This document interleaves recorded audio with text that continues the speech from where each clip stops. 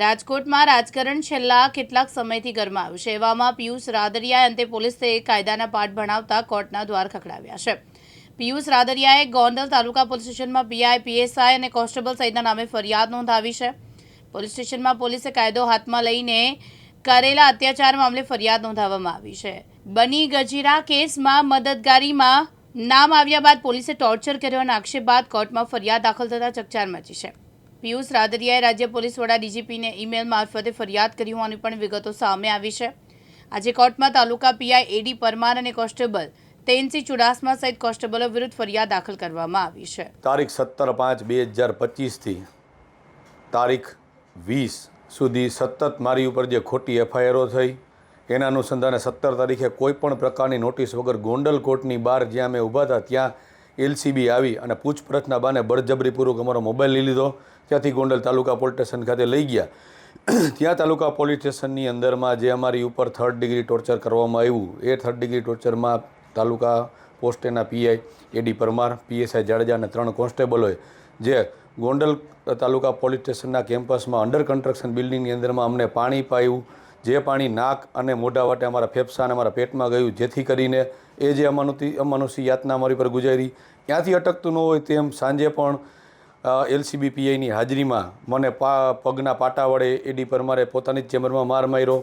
ત્યાંથી નથી અટકતા તારીખ બીજે દિવસે એટલે કે 18 તારીખે પણ સવારના પોરમાં 11 વાગ્યામાં મને કીધું કે તું જે કાંઈ હોય સાચા ખોટા નામ દઈ દે, પણ મેં કોઈના ખોટા નામ મારે દેવા નહોતા કારણ કે કોઈ આમાં ઇન્વોલ્વ નહોતું, હું પણ ઇન્વોલ્વ નહોતો, એટલે મારે વધારે કોઈને ખોટી રીતે સંડોવવા નહોતા। જેથી મેં કરીને કીધું કે સાહેબ કાલે જ તમે મારી ઉપર આટલું બધું અત્યાચાર કર્યો છે તો મારે જે કહેવાનું તે કાલે જ કહી દીધું। તેમ છતાં પણ એમને તેનસિંહ ચુડાસમાને બોલાવી અને તેનસિંહ ચુડાસમાએ મને મારા પગ ઉપર પટ્ટા માર્યા અને બીજા કોન્સ્ટેબલે પણ જે મારા પગમાં પટ્ટા માર્યા, જેને હું નામથી નથી ઓળખતો પણ જોઈએ ઓળખી જાઉં। આ સમગ્ર બાબતની અંદરમાં ત્યારથી હું નીકળી અને મારે વારંવાર કોર્ટમાં ફરિયાદ કરવા માટે જાવું હતું, એટલે મેં બીજી જે પોલીસ સ્ટેશને ગયો ત્યાં મેં કીધું કે મારે જામીન નથી લેવા, મને કોર્ટમાં લઈ જાઓ, પણ બધાય સગરી હકીકતથી વાકેફ હતા એટલે કોઈ પણ મને કોર્ટમાં લઈ ન ગયા।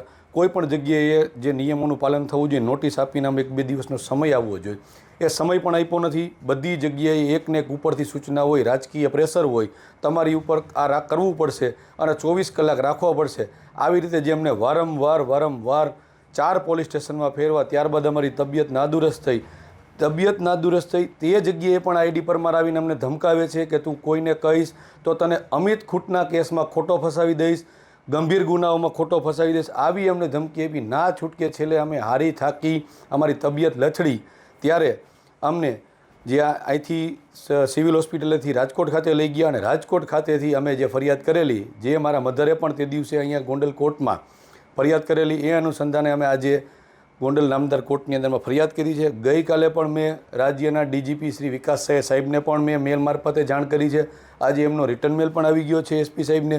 જોઈએ હવે મને કોર્ટ પાસેથી આશા છે, પણ વિકાસ સાહેબ પાસેથી પણ આશા છે કે મને ન્યાય મળશે અને આગામી દિવસોમાં મને અહીંયાથી ન્યાય નહીં મળે તો મારી હાઈકોર્ટ અને સુપ્રીમ કોર્ટ સુધીની તૈયારી છે। આગામી રણનીતિ તમારી શું છે?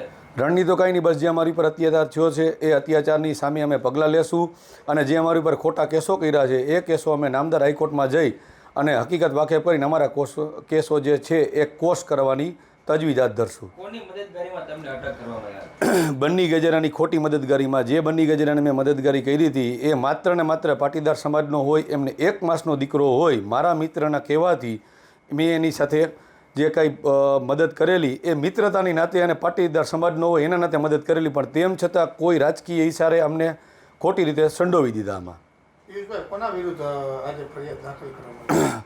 ગોંડલ તાલુકા પોલીસ સ્ટેશનના પીઆઈ એડી પરમાર સાહેબ, PSI R J Jadeja, Tensinh Chudasama constable અને અન્ય 4 અજાણ્યા કોન્સ્ટેબલો કે જેમને હું જોઈએ ઓળખી જાય એમની વિરુદ્ધ મેં ફરિયાદ કરેલી છે। આશીષ પાટડિયા, દિવ્યાંગ ન્યૂઝ, ગોંડલ, રાજકોટ।